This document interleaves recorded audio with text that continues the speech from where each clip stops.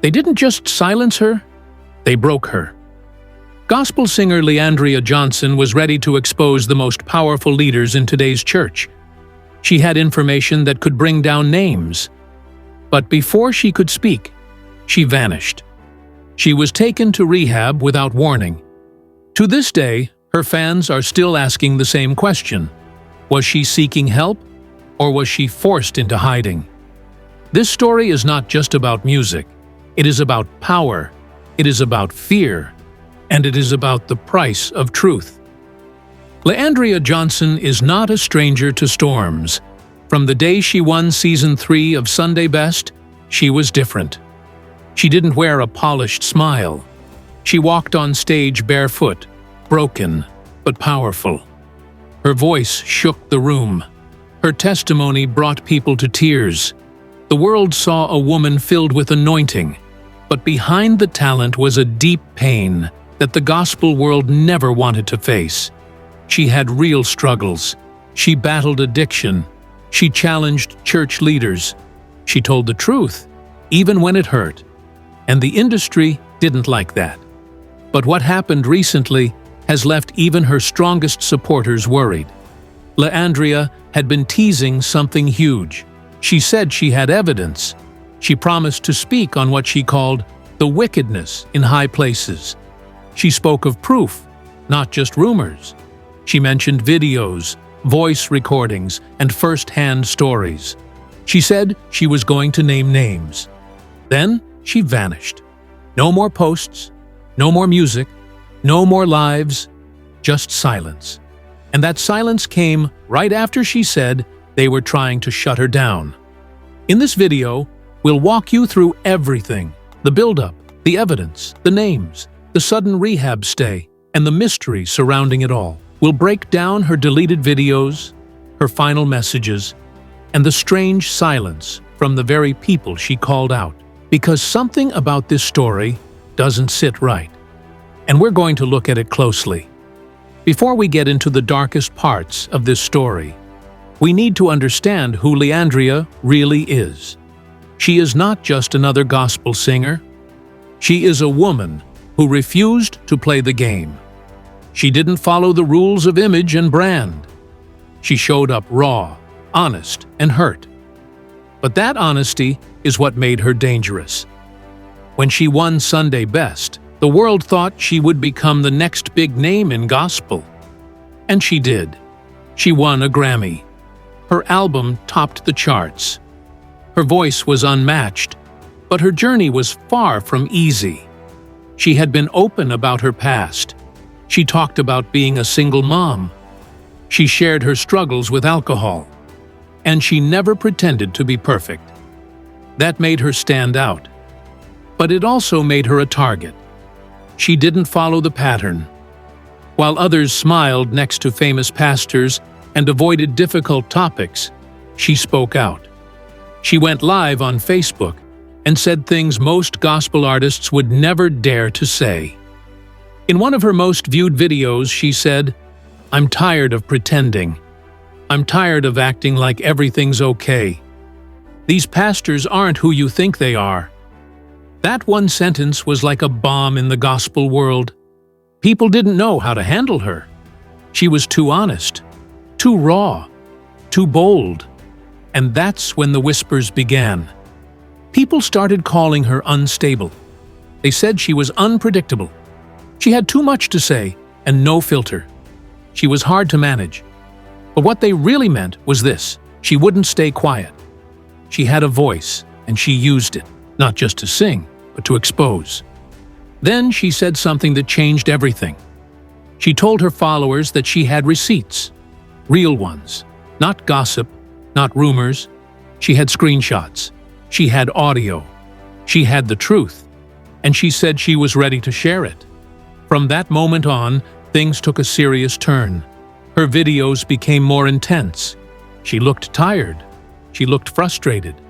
And sometimes she looked scared. She said she was being watched. She said people were trying to stop her. She said, "They've been calling me. They want me quiet. But I'm not afraid." Then, without warning, she was gone. Just like that, Leandria disappeared. Her social media went silent. Her bookings stopped. Her name vanished from flyers.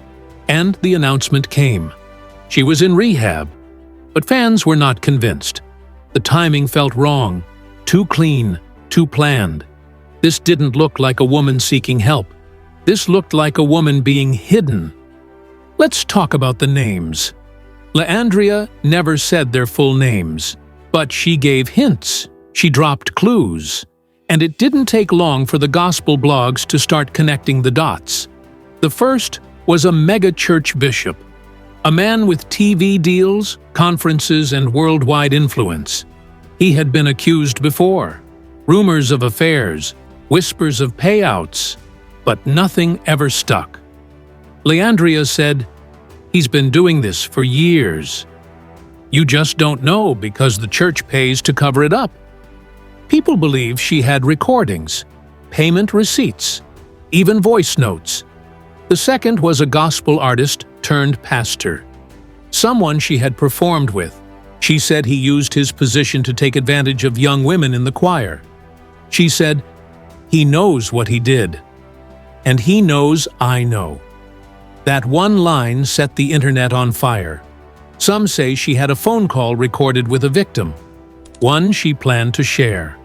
The third was a prophet, a man known for flashy clothes and spiritual shows. She said, "Y'all let him tell your future, but he's living a lie." She didn't need to say his name. People knew.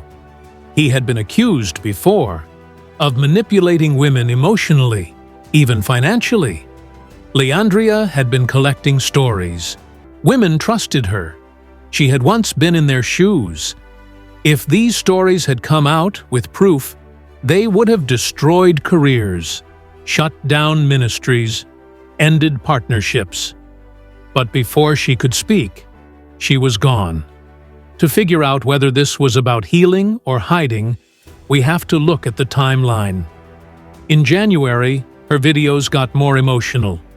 She would go live late at night, sometimes crying, sometimes angry, but always speaking with passion. She said, "They're watching me. I'm not crazy. I know what I know, and I'm about to speak." Some fans thought she was just spiraling again, but then came the screenshots. She showed blurred texts, voice notes, deleted messages. She said pastors were trying to buy her silence. She said, "I don't want your money. I want truth." In March, things got worse. She started canceling concerts. No explanation. Some were quietly rescheduled. Others vanished. Insiders said her management was in panic. She refused to perform near certain pastors. She wanted control of her music. She wouldn't follow the script. Then she posted something chilling. She wrote, "If anything happens to me, just know I was never afraid. I was ready to speak." The post disappeared in a few hours, but fans had already saved it. In April, she went live one last time. She looked drained. Her voice cracked. She said, "They won't let me be free if I tell the truth. But I still have to. I've seen things. I've seen pastors destroy people. I didn't sign up for this." Then the live ended. Some say the video froze. Others say it was removed. 5 days later, news broke. She had entered rehab. No statements, no interviews, no music, just silence. And her fans were not buying it. It got stranger. The gospel world stayed quiet. No one spoke up. Not one big name offered support. And while she was gone, one of the pastors she hinted at launched a new sermon series about healing, about protecting the church's image. Was that boldness, or was it confidence that the problem had been handled? It didn't feel like rehab. It felt like exile. Sources say she wasn't in a public center. She was sent to a private facility, one used by celebrities who need to disappear. No visitors, no contact. Her phone was taken. All communication went through a handler, tied to her label, tied to the church. One gospel artist said, "She called me before she went in.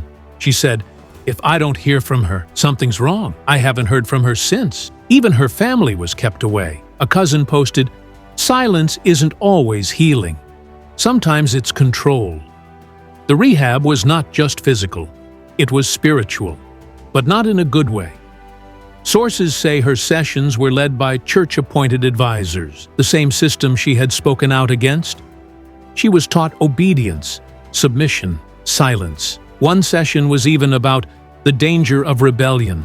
This wasn't about helping her, it was about reshaping her. Then her online presence started vanishing. Her videos were deleted, her lives were gone. Even fan reposts were removed. Some blogs said her team had been told to clean up her image. Others said she had been offered a comeback deal, but only if she agreed to never speak again. She was given a choice: her career or her truth. And before she went fully silent, she tried to leave a final message. She left a voicemail for a friend. She said, "Don't let them twist my story. If I come back different, tell the people why." That message was never released, but those who heard it said her voice sounded tired, defeated. Since leaving rehab, she's made a few appearances, but it's not the same. The fire is gone, the boldness, the truth. She now speaks in polished interviews with safe answers. In one interview, she said, "I've learned a lot about submission and timing." That didn't sound like her. That sounded like someone who had been trained. The same pastors who once ignored her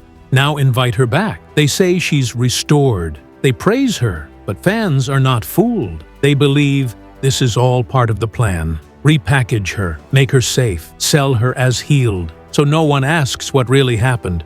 A gospel insider said, "They didn't just quiet her, they turned her into a product," but some say she still has the files, the proof, the names, the messages. She hasn't deleted them.